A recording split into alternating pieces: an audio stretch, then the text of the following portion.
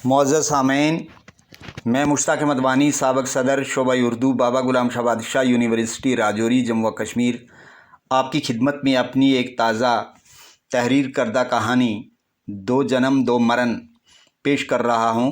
मुझे उम्मीद है आप से गौर से सुनेंगे। एहसास आलम ज़िंदगी की तलखियों, नाइंसाफ़ियों और हक़ तलफ़ियों का जहर पीते पीते सब्र का समंदर बन गए थे। उनकी बातों से दूरअंदेशी और दानश्वरी के बाब खुलने लगते।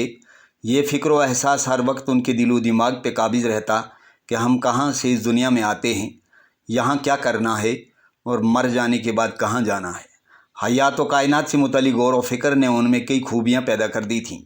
उनकी ज़िंदगी में पेश आमदा हालात व वाक़यात और तजुर्बात व मुशाहिदात ने उन्हें बहुत कुछ सिखा दिया था।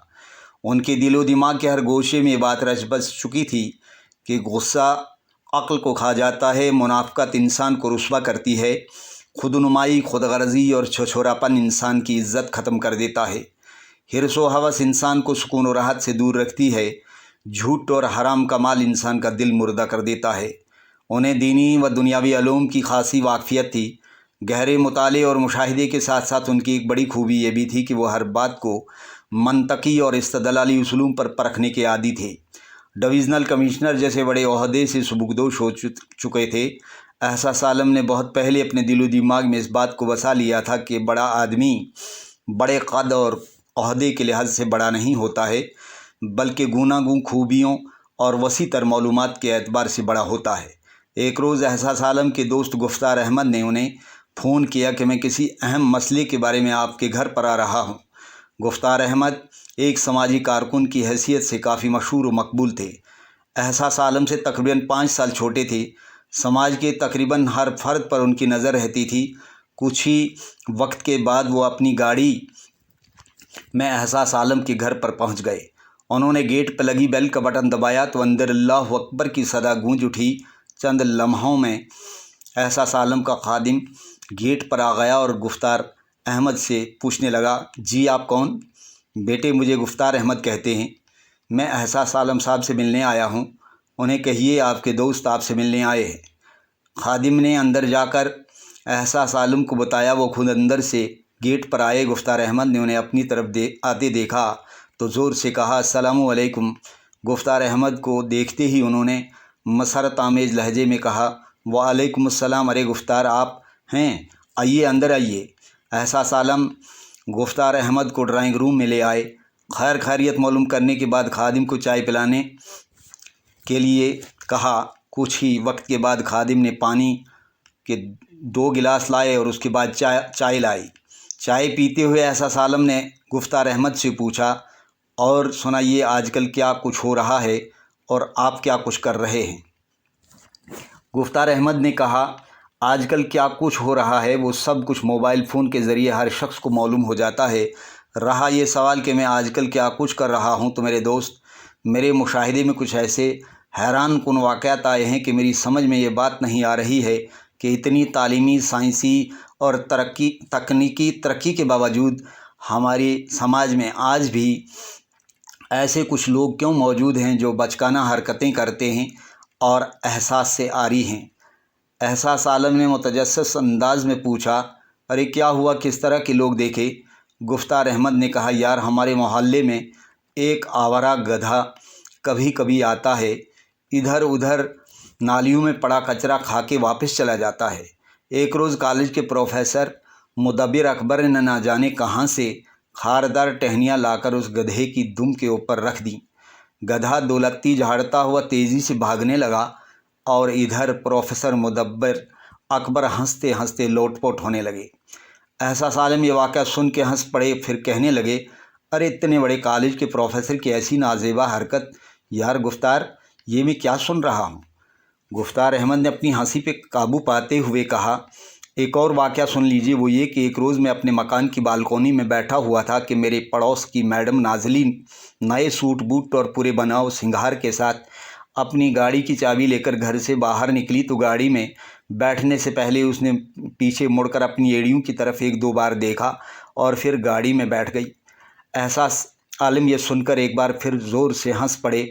फिर मजाक के तौर पर कहने लगे, हो सकता है सही बनाव सिंगार की तस्दीक एड़ियों से हासिल हो गई हो। गुफ्तार अहमद ने कहा, तीसरा वाक़या सुन लीजिए। वो ये कि एक रोज़ मैं घर से बाज़ार की तरफ जा रहा था कि इसी दौरान मैंने अनजान आकिल नाम के एक नौजवान को अपने बूढ़े बाप की पिटाई करते देखा। बूढ़े बाप की दिलदोज़ चीखें सुनकर मुझसे रहा नहीं गया। मैंने आओ देखा न ताओ जाते ही उस नौजवान को बालों से पकड़ा, लातों और मक्कों से उसकी धुलाई की। वो दर्द से एक तरफ बिलबिलाता रहा। मैंने जब उस बूढ़े बाप से ये पूछा कि आपका बेटा आपको क्यों मार रहा था, तो उसने कहा, बेटे मेरा बेटा शराब पीता है। मैंने जब आज इसे घर में देख लिया तो मैंने उसे डांटना चाहा, लेकिन इसने मुझे मारना शुरू किया। ये वाक़या सुन के एहसास आलम के एहसासाती दुनिया में मायूसी पैदा हो गई। उन्होंने कहा, अरे लानत भेजो ऐसे संगदिल बेटे पर।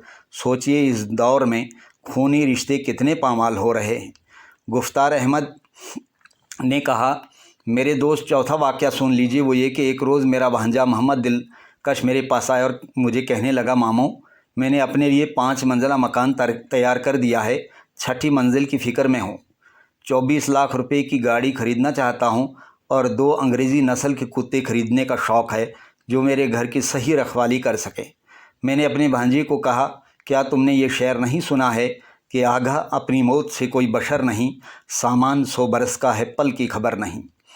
भांजे ने कहा, मामू मुझे मौत वाले शेर ना सुनाएं, मुझे मौत से डर लगता है, अभी मेरे अरमान बाकी हैं। एहसास आलम ने वाक़या सुनकर एक ठंडी आह भरी, फिर कहने लगे, मेरे दोस्त उस मकान की किसी को फ़िक्र नहीं है जहाँ ताक़यामत रहना है। गुफ्तार अहमद ने लम्हा भर के लिए खामोशी इख्तियार की, फिर अचानक उन्हें एक और वाक़या याद आ गया। कहने लगे, एक और वाक़या सुन लीजिए। वो ये कि एक रोज़ मैं अपने पड़ोसी के साथ दिलशाद होटल में चला गया। वहाँ पहुंचकर हमने कबाब की एक एक प्लेट खाई। अभी हम बैठे ही थे कि इतने में एक उस्ताद और उसका चहीता शागिर्द आके सामने एक कोने में बैठ गए। उस्ताद ने अपने शागिर्द की तरफ शराब की बोतल बढ़ाते हुए कहा, बोतल का ढक्कन आहिस्ता से खोलो और 2 पैग तैयार कर दो। देखते देखते उस्ताद और शागिर्द दोनों शराब पीने लगे और इधर मुझे किसी मस्जिद से अजान सुनाई देने लगी। एहसास आलम के चेहरे पर रंजीदगी के आसार उभर आए। कहने लगे, अल्लाह सबको हदायत दे और एहसास की दौलत से माला माल करे। गुफ्तार अहमद ने कहा, मेरे दोस्त मैंने आपको 5 चश्मदीद वाक़यात सुनाए। मैं इस तरह के लोगों के बारे में आपके बसीरत अफरोज़ ख़यालात सुनने का मुतमन्नी हूँ, क्योंकि आप एक जहां दीदा और तजुर्बाकार शख्सियत होने के अलावा एक बहुत बड़े आलिम भी हैं और आमिल भी। एहसास आलम ने अपनी आजिज़ी का इजहार करते हुए कहा, गुफ्तार अहमद मेरे दोस्त, ये आपका हुस्न ज़न है। मैं एक मामूली आदमी हूँ, लेकिन इसके बावजूद मैं ऐसे लोगों के बारे में कुछ बातें कहना चाहता हूँ, वो आप गौर से सुन लीजिए। बहुत मुमकिन है कि आपके दिलो दिमाग में मेरी वो बातें उतर जाएं। पहली बात ये याद रखें कि नस्ल आदम इस दुनिया में 2 तरह का जन्म लेती है। पहला जन्म वो है जब आदमी 9 महीने के बाद माँ के पेट से इस दुनिया के पेट में आता है, लेकिन दूसरा जन्म लेने में बरस लग जाते हैं। जब आदमी में खुदा शनासी, खुद शनासी, फहम व फिरासत, एहसास ज़िम्मेदारी, तहज़ीब व शाइस्तगी, सब्र व तहम्मुल, शऊर व इदराक, एहसास से मौत व हयात जैसी अखलाकी व रूहानी सिफ़ात पैदा हो जाती हैं, तो समझ लीजिए उसने दूसरा जन्म ले लिया। आपने मुझे जो पहले 2 वाक़यात सुनाए, उनमें प्रोफेसर मुदब्बिर अकबर और मैडम नाज़िली ने अभी दूसरा जन्म नहीं लिया है।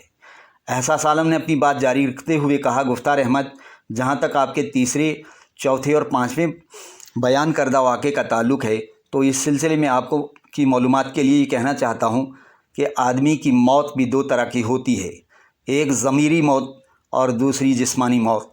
जब आदमी का ज़मीर मर जाता है तो फिर वो ना हक़ूक़ व फ़राइज़ की परवाह करता है और ना ही उसमें हराम व हलाल की तमीज़ रहती है।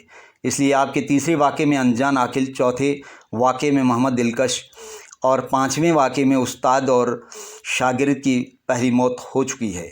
गुफ्तार अहमद ने कहा, यार आपकी बातों ने मुझे हैरान कर दिया, ये तो बिल्कुल एक नया इंकशाफ है।